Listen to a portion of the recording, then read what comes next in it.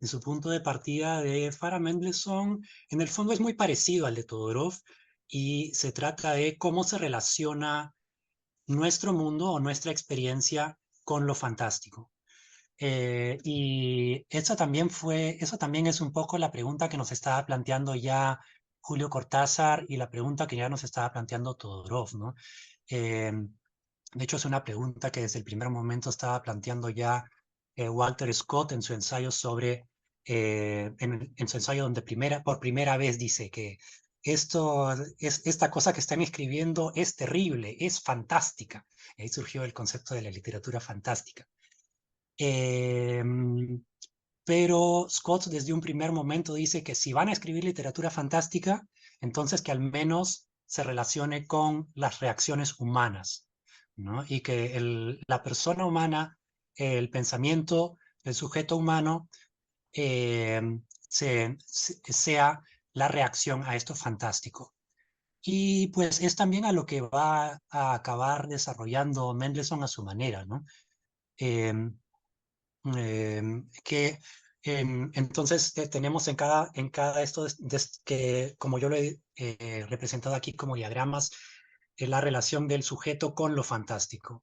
En el Quest, entonces el sujeto va a pasar a un mundo fantástico, va a salir de nuestro mundo y va a entrar a este otro mundo y va a intentar adaptarse, va a intentar aprender cómo sobrevivir en este otro mundo desconocido, ¿no? Y lo interesante, lo curioso, lo que digamos viene a ser la retórica de este viaje es que siempre hay un guía, ¿no? Casi siempre hay un guía que va a ser el guía que le explica a este sujeto humano cómo funciona este otro mundo. Que pues en las crónicas de Narnia viene a ser este león, que ya no me acuerdo su nombre.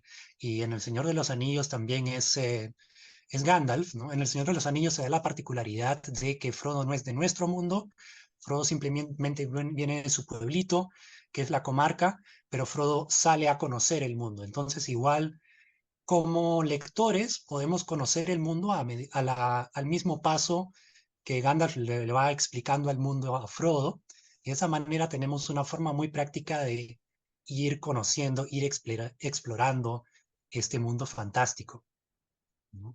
Lo mismo, efectivamente, Luis, yo también diría que la Divina Mm, Comedia es un antecedente a esta forma del quest, porque tenemos también al sujeto Dante como narrador, cuya perspectiva tomamos, y tenemos su guía que es Virgilio, ¿no? Que le va a ir explicando lo que pasa en el infierno, lo que pasa en el purgatorio y lo va a ir llevando hasta el cielo y de manera que no le el jale la viaje pata de el diablo. Chihiro. El viaje de Chihiro también en muchas partes, ¿no? Y Chihiro pues busca muchos guías que le vayan orientando en este mundo peligroso, etcétera. Así tenemos pues muchos casos donde se trata entonces de que el héroe, la heroína, los héroes vayan aprendiendo cómo comportarse en este otro mundo desconocido. Y a medida que van aprendiendo, pues puede ser un género muy didáctico, también un género bastante moral, ¿no? Puede decirse, donde se intente mostrar un mundo mejor o en todo caso un mundo que refleje ciertas reflexiones, convicciones morales. También es importante la palabra quest, ¿no? Que enfatiza también Mendelssohn esto y quiero enfatizar ahí que siempre tiene que haber, o a menudo tiene que haber un quest, una búsqueda, que entonces o bien es simplemente la búsqueda de cómo vuelvo a casa, sáquenme de aquí, ¿no? O es la búsqueda de he llegado a este otro mundo por una razón, tiene que haber una razón, tiene que haber una misión, algo que tengo que buscar. Entonces, por supuesto, el león les va a decir a los niños que llegan a Narnia, tienen que derrotar a a la bruja. Don Gandalf le dice, tú estás en este viaje para destruir el anillo, ¿no? Etcétera, etcétera. Siempre hay una misión, hay algo que hacer y en cuanto esa misión se complete, pues el personaje puede volver a casa. Eso nos plantea ya una trama completa en realidad. La fantasía inmersiva, he puesto aquí como ejemplo Juego de Tronos, ¿no? Y tenemos aquí, por ejemplo, otro planteamiento muy diferente.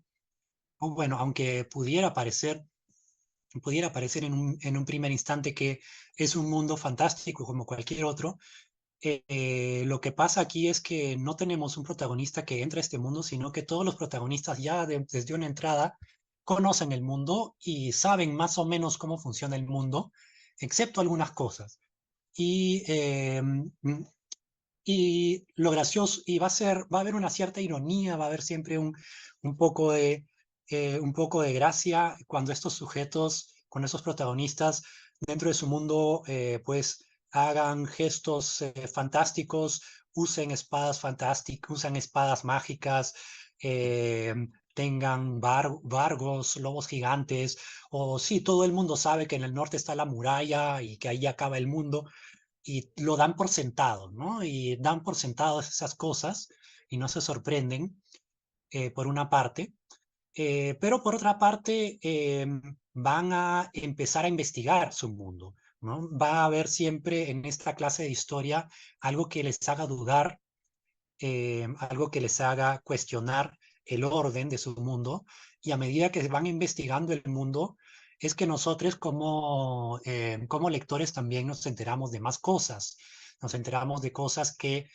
daban por sentado y que las están poniendo en duda, y entonces ahí es que recién comprendemos cómo funciona el mundo. Y claro, entonces a Ned Stark en Juego de Tronos, pues esto lo mete en problemas, ¿no? Y muchos de los protagonistas de fantasías inmersivas van a ser protagonistas que se meten en problemas, que cuestionan el orden de su mundo y que en cierta medida son rebeldes, eh, aunque empiezan por asumir la total normalidad de mundos que para nosotros como lectores nos parezcan muy raros. Y a la vez son mundos también, dice Mendelssohn, que son mundos, usa la expresión inglesa thinning, ¿no? Son mundos que adelgazan, mundos que se desvanecen, mundos en los cuales a menudo está en proceso de desaparecer la magia. Entonces, si nos fijamos en Juego de Tronos, se dice que antiguamente había dragones, pero hoy en día los dragones ya no están muy presentes, ¿no? Se han ido al oriente, están remotos, está la duda de si es que podrá volver a existir dragones, de si es que podrá volver a resurgir la magia. Todo esto está desapareciendo y es un mundo que se está, y la magia se vuelve presente en la medida en que desaparece, curiosamente, en la fantasía inmersiva, ¿no? Entonces, esta es otra forma del mundo, otra forma de representar el mundo, pero sigue siendo un mundo claramente diferente a nuestro mundo, que consideramos como real, y a la vez es un mundo que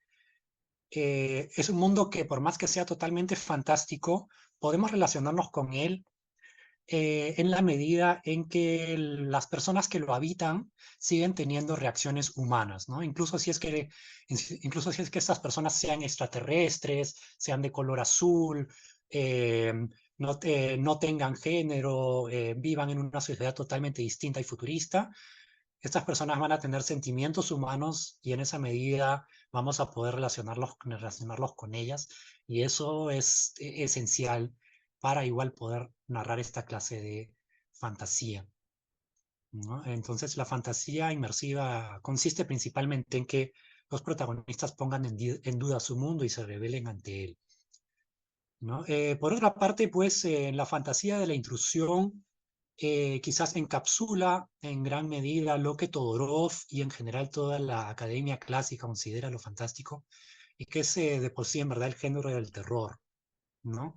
Y lo que escribe Mendelssohn es que en el caso del terror normalmente sucede que lo fantástico entra a nuestro mundo, entra a lo que hegemónicamente se considera la realidad, ¿no? Entonces tenemos a Drácula como personaje fantástico que entra el mundo, a un mundo conservador inglés, donde los ingleses pues viven de manera tradicional, y están comprometidos para su matrimonio, todo bonito y todo tiene su orden, y de pronto llega este extranjero desde Oriente, que además es un monstruo y que tiene todas esas costumbres raras, y viene con sus cosas raras a desestabilizar y a cuestionar este mundo que parecía real y que parecía perfecto, y hace que también que los personajes cuestionen la realidad y la normalidad de su mundo, ¿no? Y en esa medida, pues, es que el monstruo, o en general el fenómeno fantástico, eh, se ve como un peligro o como algo raro, ¿no?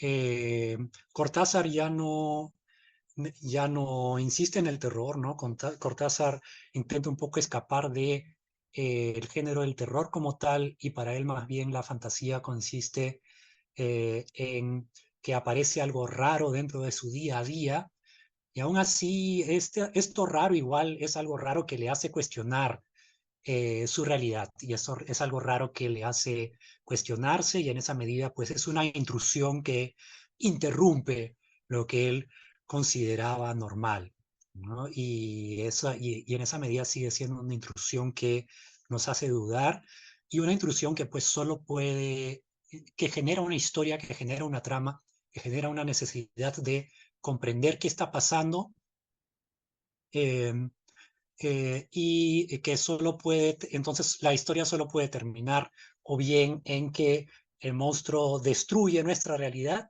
o en todo caso que nos adaptamos a esta nueva realidad, o en todo caso que nosotros comprendemos cuál era el problema de este monstruo, en qué consistía lo extraño, y que lo neutralicemos, ¿no? Lo neutralicemos a través de que le encontremos una explicación.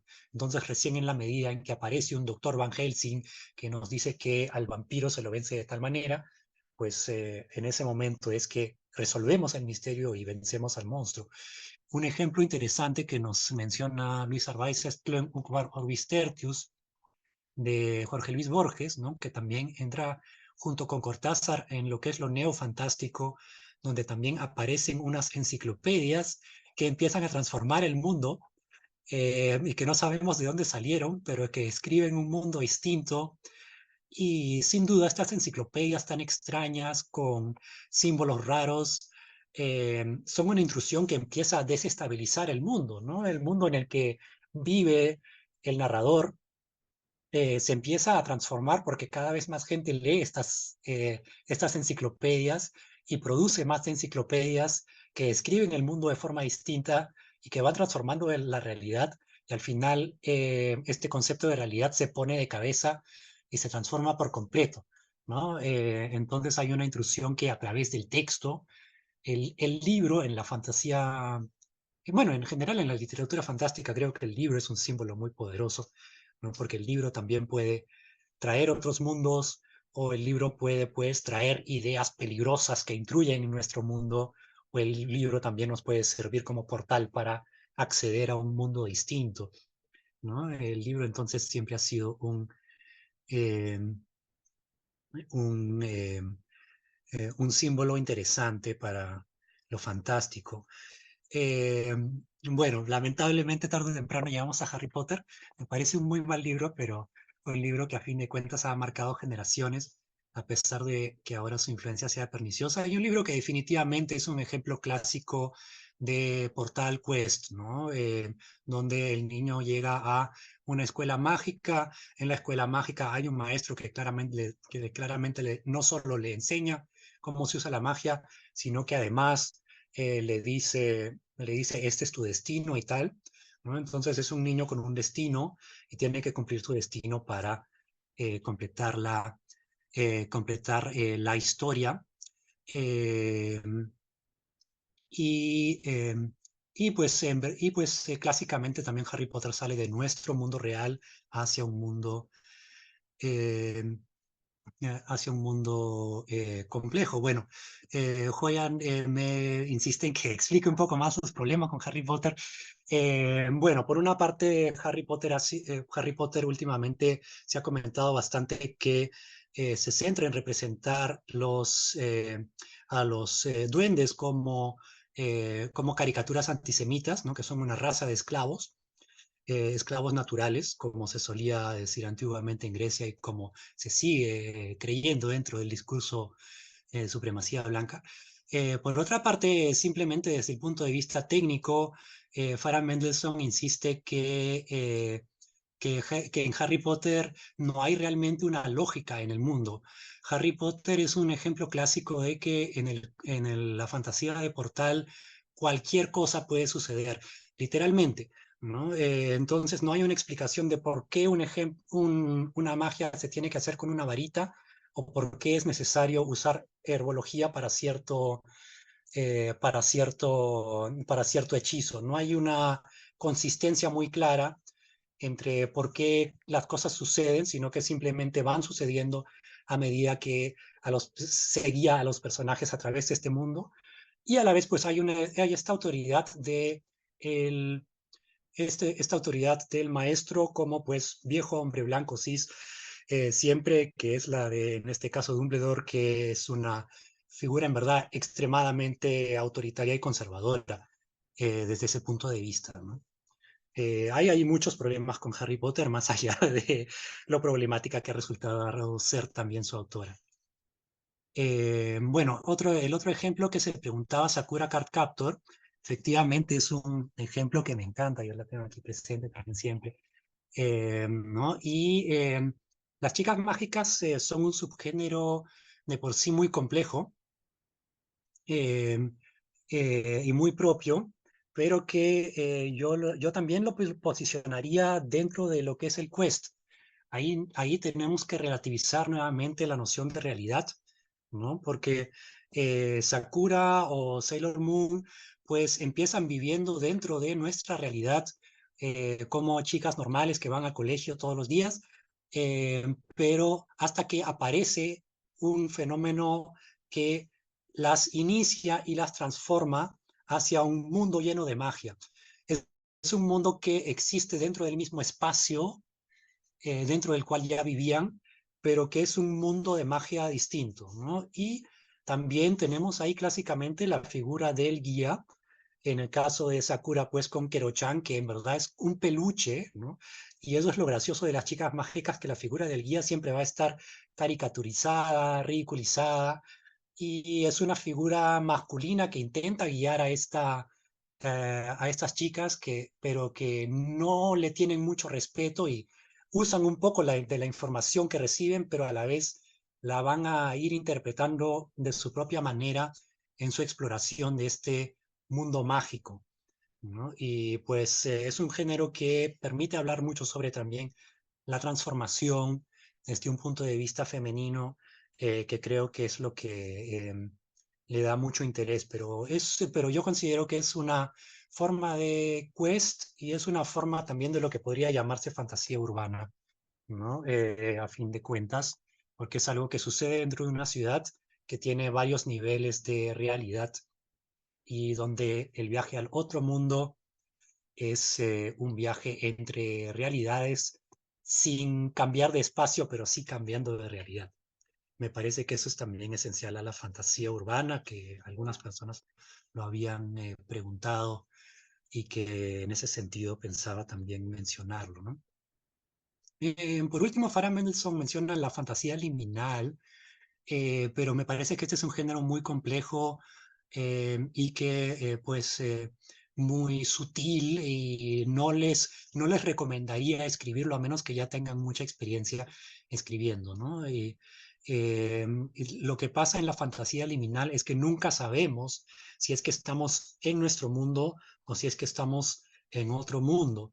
En la fantasía de la intrusión, normalmente siempre vamos a asumir que estamos en nuestro mundo y que hay algo que no debería estar aquí, ¿no? En cambio, en la fantasía liminal, los protagonistas, a pesar de que parece que está sucediendo algo que para nosotros como lectores es raro, para los protagonistas no va a ser raro, pero entre líneas hay un cierto sentimiento de extrañeza que siempre queda, eh, que siempre queda implícito, ¿no? Estaba planteando aquí como ejemplos las obras de Mario Bellatín, ¿no? Que ya ahí hay una cierta normalidad, una cierta calma, una cierta actitud flemática de parte de los protagonistas, que en ningún momento se están preguntando si es que esto es raro o no es raro, a pesar de que estén pasando muchas cosas que son muy raras.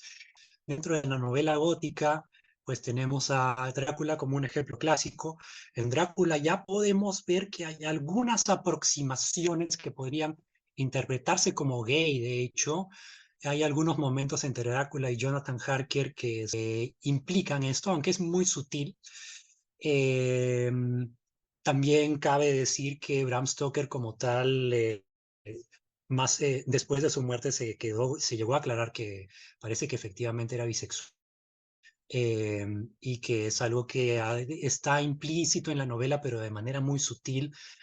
Más una novela que es mucho más evidente en esto es 25 años antes, de John Sheridan Le Fanu, ¿no? También una novela de vampiros, Carmilla, eh, que es un texto muy intenso, del cual pues leo acá una cita, ¿no?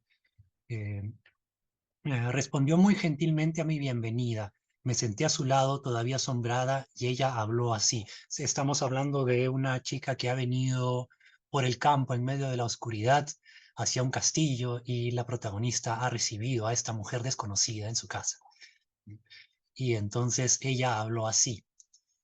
Debo contarte la visión que tuve de ti. Es muy extraño que hayamos soñado tan intensamente la una con otra, que ambas nos hayamos visto, tú a mí y yo a ti, con el aspecto que ahora tenemos cuando, por supuesto, éramos solo unas niñas.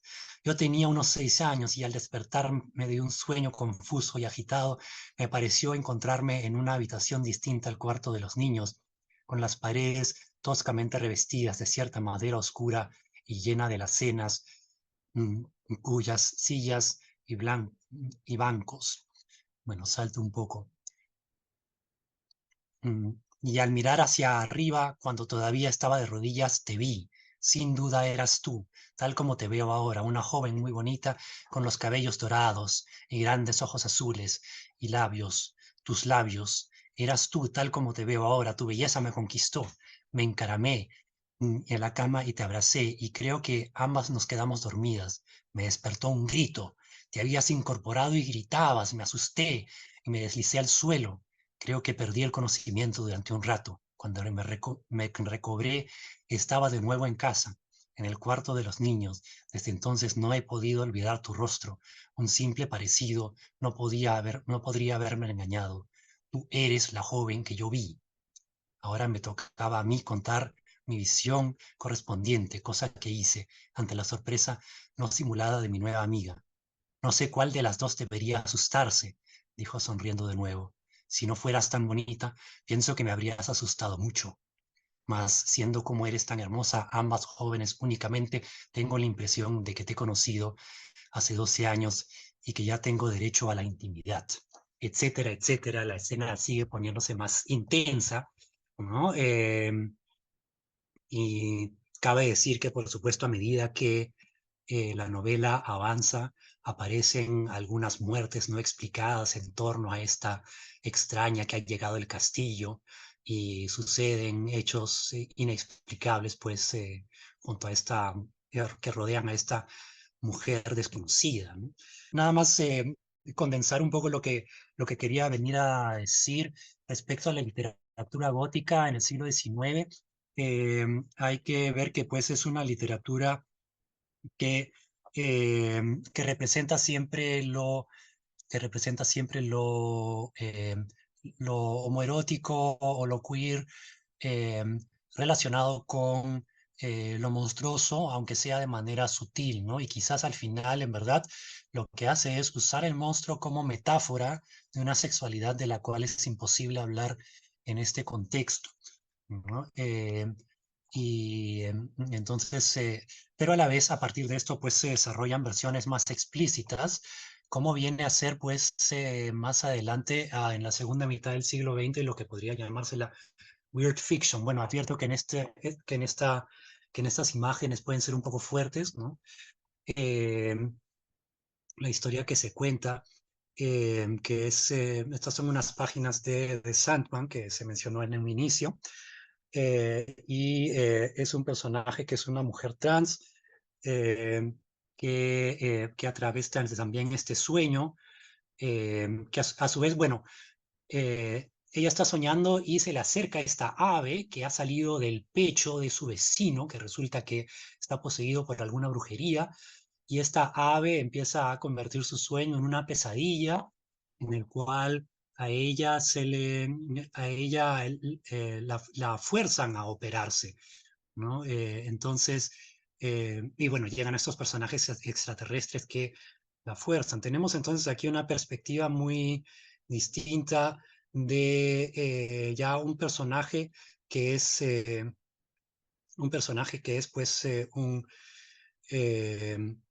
personaje que es pues ya un sujeto marginado y que más bien desde esta perspectiva se narra otro tipo de miedos, no miedos hacia lo que puede ser la sexualidad fuera de la norma, sino más bien miedos desde una experiencia de discriminación, eh,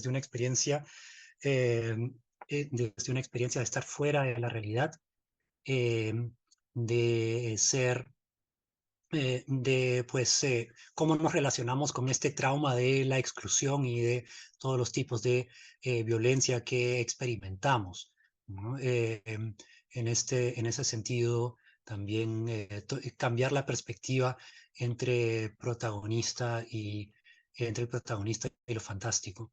Pues si es que hablamos de literatura de terror en sus distintas variantes o en general de la fantasía de intrusión, es sobre la realidad y la intrusión, ¿no? Y qué reacción tenemos ante lo extraño. Y creo que monstruos como el vampiro, como Drácula o como distintas formas de brujas a la larga se han convertido también en símbolos, han acabado siendo asociados de manera positiva con distintas formas de lo LGBTIQ. Eh, Aunque originalmente, claro, la intención era demonizar y en muchos casos sigue siendo la intención de estigmatizar a estas personas, ¿no? Pero lo empoderante del monstruo, lo empoderante de escribir esta clase de personajes es que nos permite igual efectivamente representar a una figura de poder casi ilimitado y que genera miedo a su alrededor, ¿no? Entonces igual es una figura que no tiene ninguna clase de límites y que expresa plenamente, ya sin tapujos, sin ninguna clase de moral ni ninguna clase de límites, todo lo reprimido, ¿no? Y eso es un poco lo seductor de la figura del monstruo. Y a la vez, pues, también la otra forma, lo que nos podemos plantear desde la weird fiction es más bien que queremos también tener personajes humanos que nos representen, ¿no? Y que no se represente siempre eh, eh, lo LGBTIQ, lo que esté fuera del heteronormativo, como algo fantástico o como algo inventado, sino que eso ya es parte de nuestra realidad, de nuestra experiencia. Sin embargo, nuestra experiencia choca con elementos traumáticos, choca con elementos eh, extraños que no podemos poner en el vocabulario normativo porque lo exceden, ¿no? Porque estamos también fuera de este vocabulario normativo a pesar de que nos veamos como seres humanos. Es entonces ahí un dilema muy complejo que creo que enfrentamos al escribir sobre, bueno, dentro del género del terror, ¿no? Y dentro de otros géneros de la intrusión. Bueno, después plantear quizás un género distinto, ¿no? Volviendo sobre el tema del quest, aquí un ejemplo muy conocido de la literatura popular, pero nuevamente este bastante sutil, que hay que leer entre líneas, pero aún así muy influyente, ¿no? Y que ya, bueno, en verdad, bueno, para decir en general que el concepto de la utopía como subgénero es también un género filosófico, es algo que esencialmente ha sido parte de la reflexión desde muy temprano, ¿no? Aunque hoy en día es un género que se vea como inferior, que se haya un poco visto como fuera de moda, pero que siempre ha tenido relevancia porque plantea pues cómo nos imaginamos un mundo perfecto o al menos un mundo mejor, ¿no? Y esto pues, sí, digamos que se inaugura una época de utopías feministas con la Mujer Maravilla en su creación en los años 40, ¿no? Charles Moulton se firma como autor estas historietas, aunque se sabe que en verdad fueron co-creadoras también su mujer Elizabeth Moulton y la amante de Elizabeth Moulton a su vez, que fue que también era una mujer y que en verdad vivían en una relación polisexual, ¿no? Y bisexual y sobre todo también muy intensamente relacionada con el sadomasoquismo, con el bondage, que se refleja en cierta medida, aunque sea entre líneas en la historieta. Por otra parte, es una historieta pues que a primera vista es muy inocente, muy graciosa, ¿no? Pero que de plano nos plantea esto, ¿no? Que existe un mundo donde viven las amazonas y que es un mundo paradisíaco, perfecto, en el cual no entran los hombres hasta que en un momento repentinamente entra este hombre que se perdió y que de casualidad va a entrar a este mundo y que va a generar un conflicto a través de su presencia. Eh, y pues entonces se genera la duda de cómo, de si es que podemos integrarlo, tolerarlo, o si es que vamos a salir desde este mundo perfecto hacia un mundo imperfecto, eh, imperfecto, eh, para llevar los ideales de la utopía hacia el mundo real. Entonces vemos que la historia se genera no en la utopía, que de por sí es más o menos cerrada, en este caso es una isla, puede ser un planeta, puede ser un mundo aparte, y la utopía necesariamente en un inicio es un mundo cerrado, pero si queremos convertirla en una historia, este aislamiento de la utopía se tiene que quebrar brevemente, ¿no? A través de un contacto de personajes que viajan. Gracias, Joya, efectivamente, Los Desposeídos de Ursula Le Guin y en general la mayoría de obras de Ursula Le Guin tienen elementos, representan una utopía de una manera u otra, ¿no? Pero son utopías bastante más complejas que las que vemos en la Mujer Maravilla. ¿No? Enseguida, como decía, vamos a ver también en este contexto la mano izquierda de la oscuridad y lo veremos más en detalle. Eh, y lo que se implica en la Mujer Maravilla es, por una parte, por supuesto, este mundo sin hombres, ¿no? Que de por sí ya es una utopía matriarcal, feminista, que por supuesto ya desarticula el mundo heteronormativo eh, centrado en el hombre que existe. Y por otra parte, un mundo sin hombres que es ideal y que a lo largo de su historia en verdad ha tenido un subtexto, implicaciones pues bisexuales, ¿no? En la Mujer Maravilla que se implica que también tuvo relaciones en esta isla con quién será, pues obviamente con otras mujeres, aunque no se llega a decir explícitamente, eh, e incluso, eh, incluso incluso Greg Rucka, que en el 2016 intentó retomar este tema de manera más clara en la historieta, ¿no? También vuelve sobre estas relaciones intensas, bastante cercanas que tiene la Mujer Maravilla con muchas compañeras. Y sin embargo, a Greg Rucka tampoco se le permitió, hubo una reacción muy negativa a su intento de introducir estos temas, así que al final en los cómics nunca terminó de ser explícito este subtexto, ¿no? Sin embargo, nos planteamos, por ejemplo, construcciones en el world building de cómo puede funcionar un mundo sin hombres, un mundo donde las mujeres se relacionan entre sí, y pues ahí rompemos también la noción heteronormativa de que hace falta un hombre y una mujer para crear, para que se siga la reproducción, porque la Mujer Maravilla, Diana, es creada, como vemos aquí en las viñetas de abajo, es creada como una figura, y esta figura es mágicamente llevada a la vida, ¿no? Entonces, es mágicamente llevada a la vida y podemos entonces usar la fantasía para simplemente resolver estos problemas que desde nuestra realidad actual parecieran imposibles. Hay que decir también que, bueno, a partir de estas ideas, eh, toda una generación de escritoras también en los años 70 y 90 escribió implicó muchas otras novelas que son más explícitas en, en esta idea del mundo matriarcal y en plantear este mundo matriarcal como una fantasía lésbica, y plantean siempre a su vez islas o planetas o espacios seguros en medio del desierto, donde la comunidad aislada sobrevive, sobrevive sin contacto, y donde una heroína sale desde esa utopía hacia el otro mundo, ¿no? Por alguna razón, con alguna misión. ¿No? Sí, hoy en día entonces, o en todo caso, sí, hoy en día entonces hay una desilusión muy grande, ¿no? Se tiende a decir que algo es utópico en un sentido negativo, tiende a haber, y quizás en esta forma de realismo tiende a haber un pesimismo, en verdad, muy grande, y una gran decepción ante cualquier forma de pensamiento.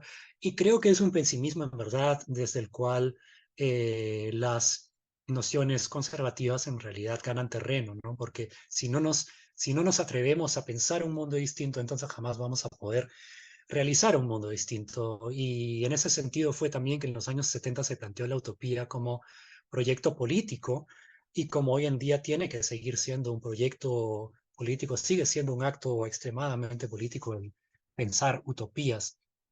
Eh, y sí, y efectivamente hay algunos casos que siguen planteando utopías, pues, desde el caso LGBTIQ, ¿no? Aunque se me ocurren más bien pues, ejemplos ya en otros medios.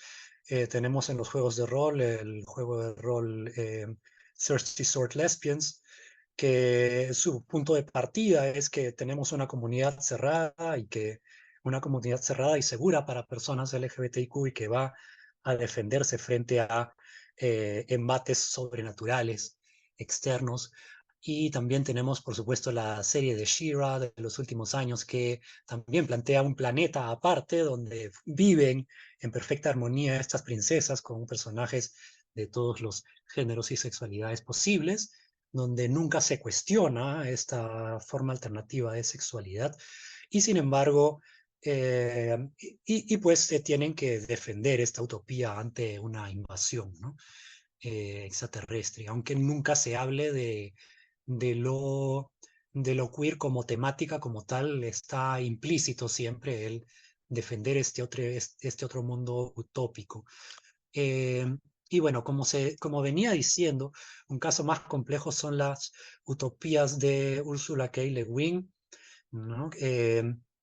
Y aquí, con la mano izquierda de la oscuridad, eh, vemos un caso muy complejo, pero también en esta cita creo que vemos una manera muy clara de cómo el personaje externo, estamos viendo todo desde el punto de vista de un astronauta que ha llegado desde la Tierra del futuro hacia un mundo donde no existen los géneros, y donde efectivamente todos los personajes son interseccionales, ¿no? Diríamos desde el punto de vista de hoy. En los años 70, Ursula Le Guin todavía no tenía exactamente el mismo vocabulario que tenemos hoy, o sea, distintas comparaciones para describir estos personajes. Y lo interesante es cómo este astronauta va a intentar comprender este mundo al que llega, que es un mundo muy distinto a su realidad, ¿no? Y empieza a cuestionarse sobre Straven, que dentro de este quest que él dice, llegando en nave a este planeta, eh, Straven ha sido su guía, ¿no? Y él se ha venido refiriendo a Straven usando siempre el genérico masculino, diríamos lingüísticamente, pero en este momento se empieza a cuestionar, ¿no? Straven había conversado amablemente mientras cenábamos. Ahora callaba instalado allí delante, junto al extremo de la chimenea. Aunque pronto se cumplirían 2 años de mi llegada a invierno, yo estaba todavía muy lejos de poder ver a los habitantes del planeta tal como ellos se veían a sí mismos. Lo había intentado varias veces, pero mis esfuerzos concluían en un modo de mirar demasiado deliberado, un, un, un guedeyano me parecía entonces primero un hombre y luego una mujer, y les asignaba así categorías del todo irrelevantes para ellos y para mí fundamentales. De modo que mientras sorbía la ácida cerveza humeante, se me ocurrió que durante la cena la conducta de Estraven había sido femenina, todo encanto y tacto y ausencia de sustancia, graciosa y diestra. ¿Era quizás esta blanda y sutil femineidad el motivo de mi desconfianza y mi rechazo? Pues me parecía imposible pensar a Estraven como mujer, esa presencia oscura, irónica, poderosa a mi lado, a la luz del fuego, y sin embargo, cada vez que lo imaginaba como hombre me parecía ver cierta falsedad, cierta impostura, en él o en mi propia actitud hacia él. La voz de Estraven era delicada y resonante, pero no profunda, apenas masculina, aunque tampoco femenina, pero ¿qué decía ahora? Bueno, entonces se nos está acabando el tiempo. Bueno, esto también una recomendación breve, una de mis novelas favoritas de los últimos años, en Gideon the Ninth, que es un, que es un mundo en verdad regido por la necromancia, donde todos son zombies y calaveras y tremendamente gótico y fantasmas. Y hay un emperador todopoderoso que domina todo y todo el mundo tiene que someterse a este emperador y matarse mutuamente para cumplir con estas reglas, pero está perfectamente normalizada.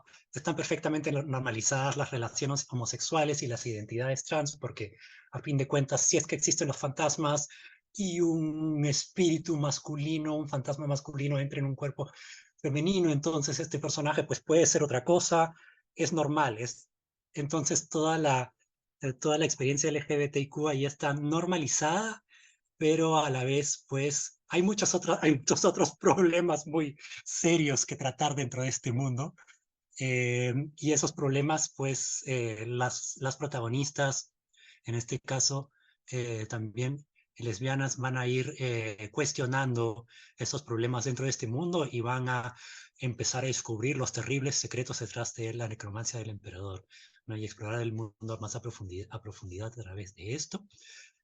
Por último, pues un par de ejemplos de Perú.